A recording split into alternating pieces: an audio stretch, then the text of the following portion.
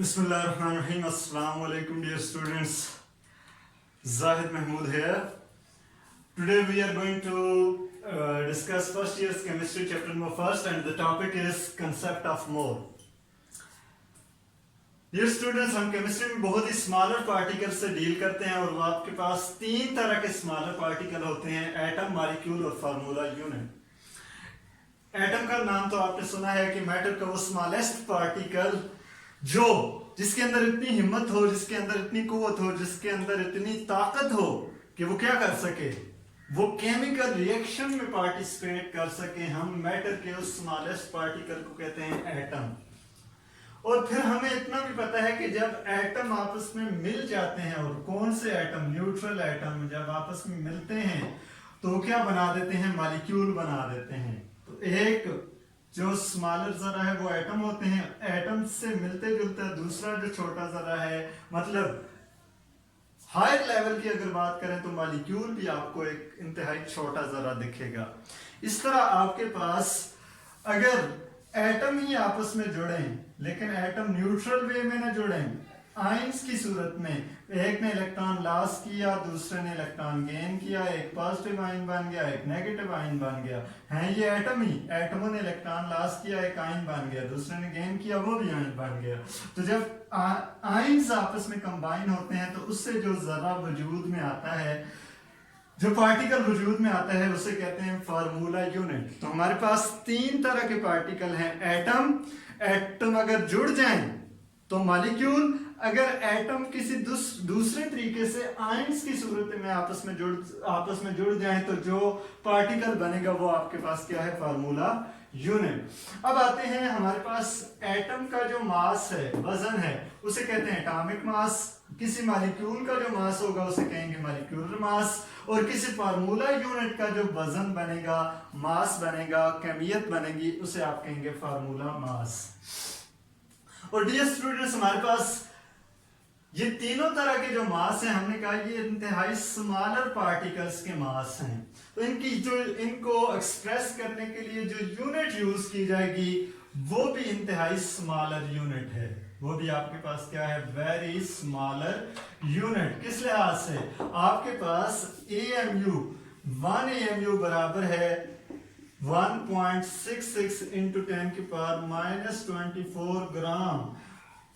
मतलब क्या है, ये माइनस में वैल्यू जा रही है। अब माइनस का मतलब है कि अगर हम 0.0000 कितने जीरो लगाएं, 24 जीरो लगाएं, और आखिर में जाके क्या 1 ग्राम।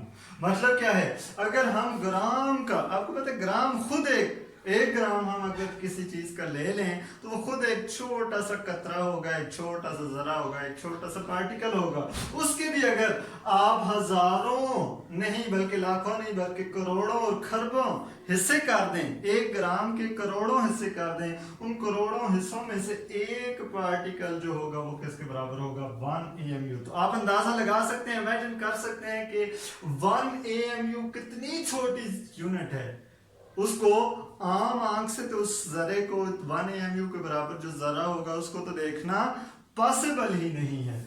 इस तरह मतलब क्या है कि इन तमाम जो पार्टिकल हैं, इनके जो मासेस हैं, उनकी अगर इनकी अपनी यूनिट इस्तेमाल की जाए, लाइक हाइड्रोजन है, उसका एटॉमिक मास आपके पास है 1, तो हम हाइड्रोजन का एटॉमिक मास लिखेंगे 1 AMU। एक AMU को भी प्रैक्टिकली तोलना, मेजर करना पॉसिबल नहीं है, cannot be measured।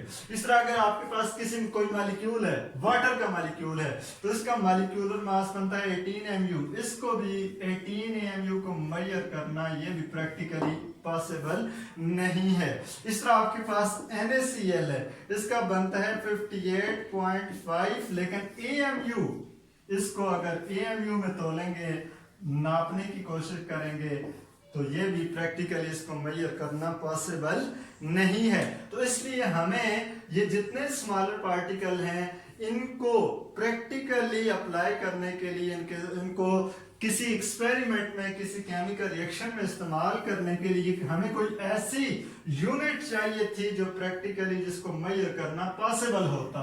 तो साइंसदानों ने दूसरा इसका ऑप्शन ये ढूंढा कि हम इन जो स्मॉलर पार्टिकल है, एटम है, मॉलिक्यूल है, फार्मूला यूनिट है, इनको मेजर करने के लिए यूनिट एएमयू के बजाय क्या यूनिट इस्तेमाल करें? ग्राम। क्या यूनिट इस्तेमाल करें? ग्राम। चाहे कोई एटम है उसको भी नापने के लिए क्या रखें? ग्राम। अगर मॉलिक्यूल है उसके मॉलिक्यूल मास को किस में नापें? ग्राम में। अगर कोई फार्मूला यूनिट है उसके फार्मूला मास को भी किस में नापें? ग्राम में नापें। तो साइंसदानों ने कहा कि जब हम किसी एटम के एटॉमिक मास को, मॉलिक्यूल के मॉलिक्यूलर मास को और फार्मूला यूनिट के फार्मूला मास को किस में एक्सप्रेस कर दें? ग्राम में एक्सप्रेस कर दें, तो वो उस चीज का 1 मोल के बराबर होगा। एटम का एटॉमिक मास अगर ग्राम में जाहिर कर दिया वो 1 मोल। वाटर का मॉलिक्यूलर मास 18 ग्राम, तो ये वाटर का 1 मोल होगा। इस तरह NaCl का 58.5 ग्राम जब हम तोलेंगे तो उसके किसके बराबर होगा? 1 मोल के बराबर होगा। और इसमें एक और इंतहाई इंटरेस्टिंग बात आपको माइंड में होनी चाहिए कि किसी भी चीज का अगर 1 मोल हो, कोई भी चीज अगर हमारे पास 1 मोल हो, चाहे कोई एटम 1 मोल हो, कोई मॉलिक्यूल 1 मोल हो,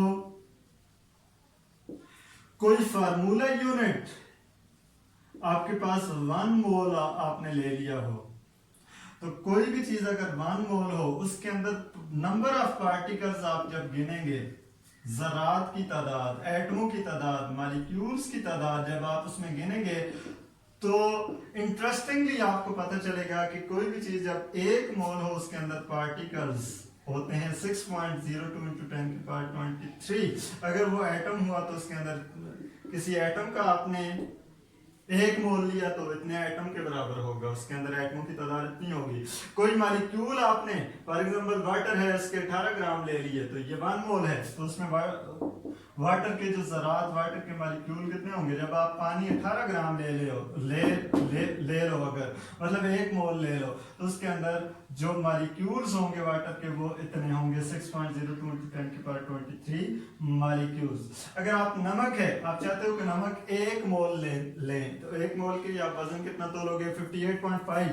तो 58.5 ग्राम जब आप नमक ले रहे हो मतलब 1 मोल ले रहे हो तो उसके अंदर नमक के जो जरात होंगे, फार्मूला यूनिट जो NaCl के होंगे, वो अगर आप गिनना चाहें तो वो आपके पास कितने होंगे? 6.02 × 10⁻23 फार्मूला यूनिट मतलब पार्टिकल्स होंगे उसके अंदर। इसको अगर आप दूसरी तरह रिलेट करें कि मोल और डजन एक दूसरे से मिलते जुलते हैं, जिस तरह आपने दर्जन का नाम सुना है, कोई भी चीज हो, अंडे हो 1 दर्जन तो होंगे वो कितने? 12। माल्टे हो वो 1 दर्जन होंगे वो कितने? 12। और केले हो आपके पास 1 दर्जन तो होंगे वो 12। माल्टे हो आपके पास 1 दर्जन तो तादाद में वो कितने होंगे? 12। अगर ये तीनों चीजें 1-1 दर्जन आप ले लें, तीनों चीजें 1-1 दर्जन ले लें, इन तीनों के वजन अलग अलग होंगे। अंडों का वजन और होगा, 1 दर्जन अंडे हो उनका वजन और होगा, 1 दर्जन केले हो उनका वजन और होगा, 1 दर्जन माल्टे हो उनका वजन और होगा। लेकिन जब आप कह रहे हैं तीनों अगर 1 दर्जन है तो तादाद उन सब में क्या होगी? बराबर होगी। इसी बात को अगर इधर रिलेट करें, हमारे पास 1 मोल हाइड्रोजन हो उसका वजन और होगा, 1 मोल वाटर हो उसका वजन और होगा, 1 मोल NaCl हो वजन और होगा, लेकिन तादाद गिनोगे तो तादाद सब में क्या होगी? 6.02 × 10⁻23 नंबर ऑफ पार्टिकल्स होंगे उनके अंदर। तो ये था आपके पास मोल का कंसेप्ट। मोल का क्या कंसेप्ट है? 2 कंसेप्ट आपने माइंड में रखनी है, 2 बातें इंतहाई इंपॉर्टेंट है। एक बात क्या है, इसकी डेफिनेशन में लिखता हूं। डेफिनेशन ये है, atomic mass of atom, molecular mass of molecule और formula mass of formula unit. इस डेफिनेशन को आप 3 हिस्सों में बांटे तो आसान सी डेफिनेशन है। Atomic mass of atom, molecular mass of molecule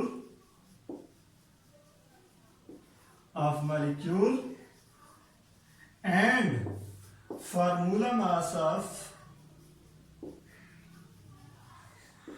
formula unit. क्या?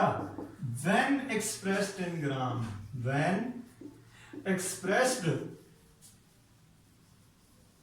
in gram grams. It is called mole. It is called mole. और उसके बाद दूसरी बात आपने इंटरेस्टिंगली ये कहनी है कि 1 mole of anything, 1 mole of anything, किसी भी चीज का जब 1 मोल हो, 1 mole of anything contains